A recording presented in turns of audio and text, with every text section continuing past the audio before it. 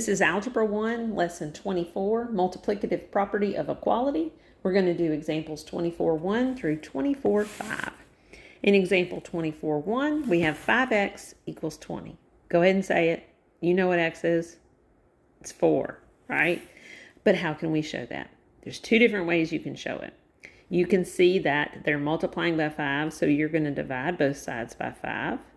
And the 5 divided by the 5 is just 1, and an x is left. And 20 divided by 5 is 4. Or you could say that you're going to write that as a multiplication. And you would multiply both sides by 1/5. Dividing by 5 is exactly the same as multiplying by 1/5. They just look a little different. When you multiply 5 by 1/5, you just get 1x. And when you take 1/5 of 20, you get 4. And you can show that. 1/5 of is multiply 20. 20 over 1. Cancel the 5 and the 20. And you're equal to 4. Okay? 24.2. They're multiplying both sides by 2/5. I need to get rid of it. So I could divide both sides by 2/5. But look at what this looks like. It looks a little bit kind of scary. Maybe. Okay? Divide. X is equal to, what is this? Well, that's just a fraction. With a fraction in a fraction, right? That's 7 divided by 2/5, which is 7 times 5/2. Now, I'm going to pause right there and work it a different way. No, I didn't finish the problem, but I'm going to, okay? We could have, instead of dividing both sides by 2/5, we could have said, let's just multiply both sides by 5/2, because that's the same thing. And notice, we just jump right to here. Cancel, cancel. X is equal to 7 times 5/2, which is going to be 7 over 1, 35 halves. And we talked about on a previous video, they prefer in Algebra 1 for you to leave things as an improper fraction as long as it's simplified. And 2 is not a factor of 35. They don't have any common factors, so I would leave it right there. And if we had finished this, it would have given us the same. So in my opinion, if you have a fraction as your numerical coefficient, the number multiplied by the variable, I think it's easier to go ahead and just multiply both sides by the reciprocal of that fraction. It's a little less to write, and we all like a little less to write, right? But you can do it the other way if you would like. Example 24.3. They are multiplying the variable by 2 1/4 x. So we can divide both sides by 2 1/4. Now, caution here. In the last example, it was easy to see the reciprocal of the fraction that we had, right? But here, we can't take this reciprocal of this mixed number unless we change it to an improper fraction. So you could do that if you wanted to. I'm going to do it the way the book did.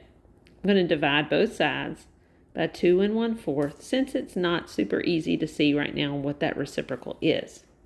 So I'm going to divide both sides. I get x is equal to, and just copy it. We read left to right or top to bottom, right? So it's 3 divided by 2 1/4. And then you can change that to x is equal to 3 times, well, let's not flip yet. Let's keep it divide because I can't flip it yet. Let's look at this number and change it to an improper fraction. 2 times the 4 is 8, plus the 1 is 9. So that is 9/4. But we know that that's the same as saying 3 times 4/9. And I can put the 3 over a 1, and I can cross cancel. How many 3's in here? 1. How many 3's in here? 3. And multiply straight across. 1 times 4 is 4. 1 times 3 is 3. So x is equal to 4/3. And we'll leave it as an improper fraction.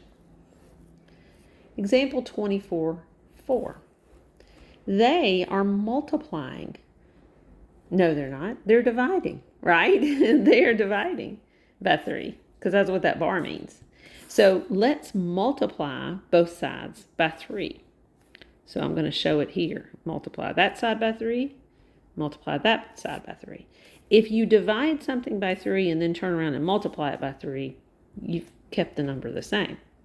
Multiply this side by 3, and we get 27.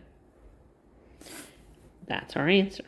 Now, I haven't been talking about checking because the book didn't ask us to check, but I think it's helpful to be able to say, is this reasonable? So let's just check this one. Okay? They didn't ask you to, but let's look at the original equation. And let's replace the x with what we think it is. Do we get a true statement? Is 27 divided by 3 9? Yes, it is.